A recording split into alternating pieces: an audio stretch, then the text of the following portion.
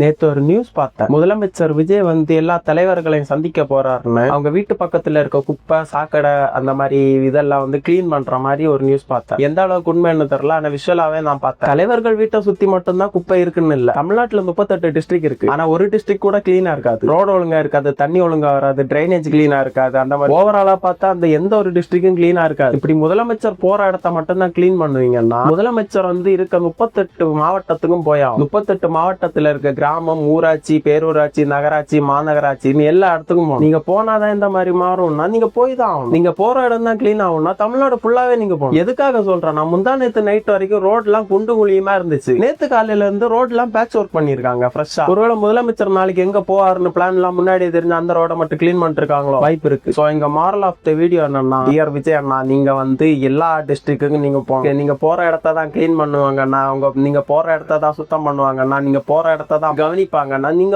இருக்க எல்லா டிஸ்ட்ரிக்ட்டுக்கும் போய் எல்லா இடத்தையும் பார்வையிட்டு இதை உறுதிப்படுத்திக்கலாம். நான் சொல்றது உங்களுக்கு ரீச் ஆகுமான்னு எனக்கு தெரியாது. ஆனா இந்த வீடியோ ஒருத்தனாவது பார்த்துட்டு போய் உங்க டிபார்ட்மெண்ட்ல சொல்றதுக்கு வாய்ப்பு இருக்கு. மாற்றம் வந்துட்டு இருக்கு, வந்துடுச்சு, வரும்னு நம்புறேன்.